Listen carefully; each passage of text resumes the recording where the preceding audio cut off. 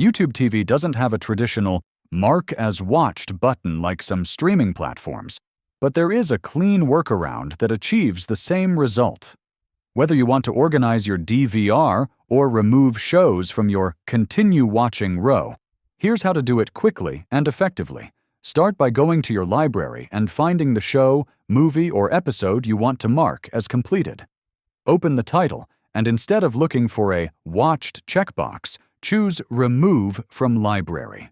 This clears all saved episodes, including the one you want marked as viewed, and instantly resets your watch progress. Now simply add the show back by pressing Add to Library.